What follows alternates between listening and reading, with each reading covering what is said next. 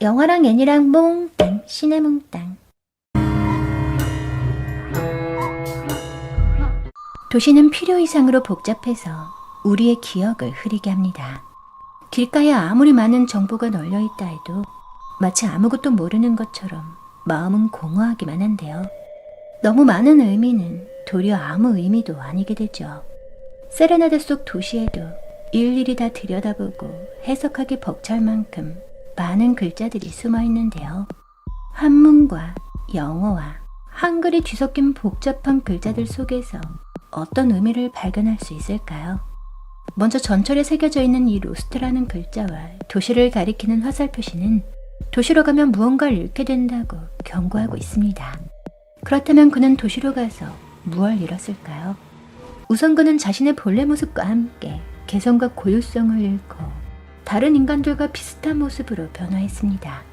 기억을 잃고 정체성을 훼손당했기에 그는 더 이상 날지 못했는데요. 또한 그녀에 대한 사랑을 잊어버리게 됐죠. 이 장면은 화화세계라는 글자가 숨어 있습니다. 그냥 보았을 땐 되라자를 써서 화화세계가 아닌가 싶지만 글자의 위쪽이 조금 잘려있다는 가정하에 꽃화자를 쓴 화화세계가 아닐까 추측해봤는데요. 판관 포천청 OST인 원앙 호전몽에 나오는 화화세계라는 말은 직역하면 꽃으로 가득한 세계라는 뜻이지만 화려한 세상, 번잡한 세상, 속세라는 뜻을 가지고 있죠. 즉 화화세계는 도시를 가리키는 말인 겁니다. 그 다음 숨어있는 글자 중 눈에 띄는 건 머무를 정자인데요. 이 글자는 말 그대로 여기 머무르라고 유혹하는 말이죠. 그도 머무를 정자가 있는 자리에 머무르게 됩니다. 세레나데를 이해하기 위해선 글자뿐만 아니라 그림이나 간판 등 이미지화된 것들도 주목해봐야 할 것 같습니다. 작품의 주제와 의도를 전달하고 있는 간판들이 여기저기 숨어있기 때문인데요. 너무 많은 수의 간판들이 너무 빨리 지나가긴 하지만 한 장면 한 장면을 세세하게 살펴보다 보면 안 보이던 것들을 볼 수 있죠. 그 중에서 가장 눈에 띄는 건 도시 여기저기에서 자주 목격되는 이 표지판입니다.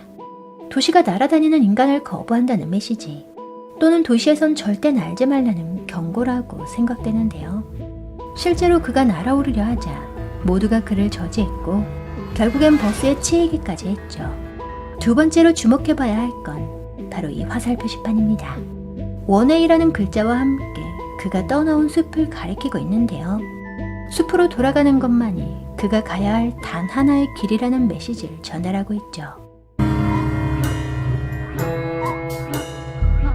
앞에선 제 나름대로 글자와 이미지에 어떤 의미가 있지 않을까 해석해봤는데요. 그런데 사실 감독님은 그런 의미를 가지고 만들진 않았다고 합니다. 간판과 글자 하나하나에 어떤 의미를 담았다기보단 글자와 간판들이 도시에 어떻게 그려지고 보이는지 이미지적으로 담은 게 더 많다고 말씀하셨는데요. 말인즉슨 저처럼 머리 싸매고 이 글자, 이 간판에 무슨 뜻이 있을 거야 라고 고민할 필요가 없다는 말이죠.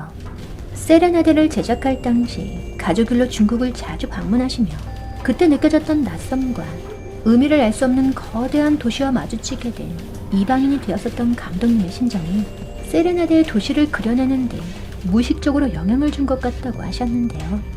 또한 당시 중국을 자주 방문했던 영향 때문인지 한자가 많이 보이기도 합니다.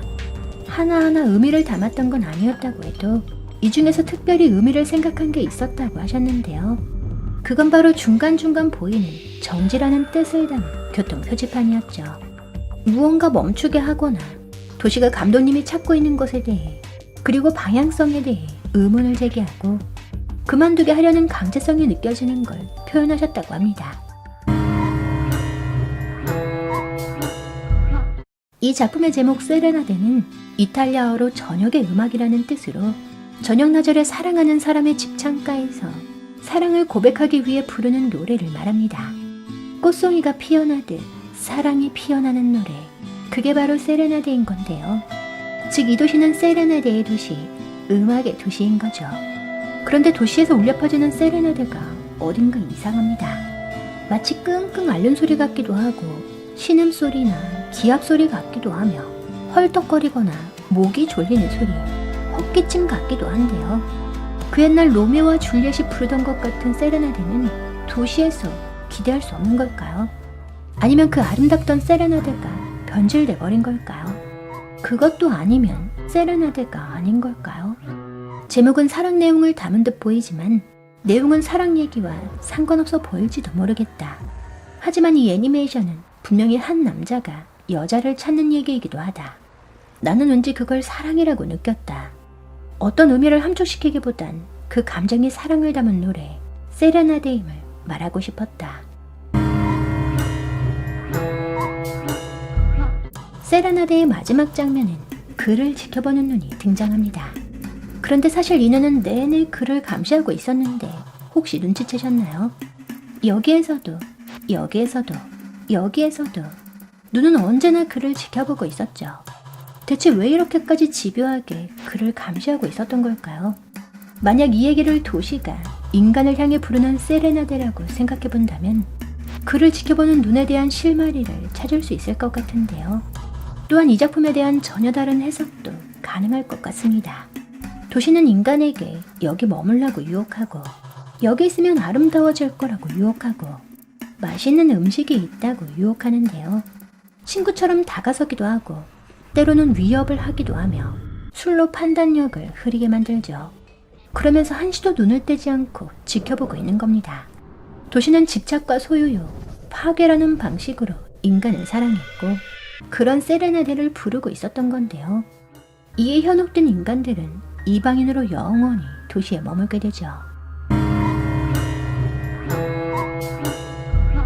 도시에 적응한 인간들은 사팔뜨기 눈을 하고 있습니다. 가수도, 연주자도, 술집의 고객들도, 길거리의 사람들도, 그리고 그녀도 처음 도시에 왔을 땐 앞을 똑바로 주시했던 그 역시 사팔뜨기 눈을 갖게 되는 이유가 뭘까요? 이유를 알기 위해선 그가 사팔뜨기 눈을 갖게 되는 순간을 주목해봐야 할 것 같습니다. 그녀가 흘리고 간 꽃망울을 빼앗기며 인간의 모습으로 변하는 순간 도시의 다른 인간들처럼 사팔뜨기가 됐는데요. 사팔뜨기 눈을 갖게 되면서 도시에 적응한 그는 진짜 중요한 건 보지 못하게 되죠. 몸은 도시에 있지만 마음은 숲에 가 있었기에 바로 앞에 누군가 사람이 앉아 있더라도 그 사람과 제대로 교감할 수 없게 됩니다. 세레나데엔 쿠키 영상이 숨어 있습니다. 밤이 되고 잠이 들자 그가 허물을 벗고 다시 하늘을 날아 자신이 떠나온 곳으로 되돌아가는 장면인데요. 필요 이상으로 복잡한 도시에서 흐려진 기억은 우리가 어디에서 왔는지 어디로 가야 하는지 잊어버리게 만들지만 우리를 다시 원형으로 돌려주는 기억이나 주문이 누군가에 의해 재현되는 순간 우리는 현재의 허물에서 벗어나 예전의 모습으로 돌아가게 되는 거죠. 그리고 그건 우리의 무의식 가장 깊숙한 곳에 누구나 가지고 있는 기억으로 존재합니다. 지금 보신 영상이 재밌으셨다면 시네몽땅 채널 구독하기, 알람 설정에서 전체를 눌러주세요. 여러분의 구독과 좋아요가 시네몽땅의 영상을 계속 만들어갈 수 있는 힘이 됩니다.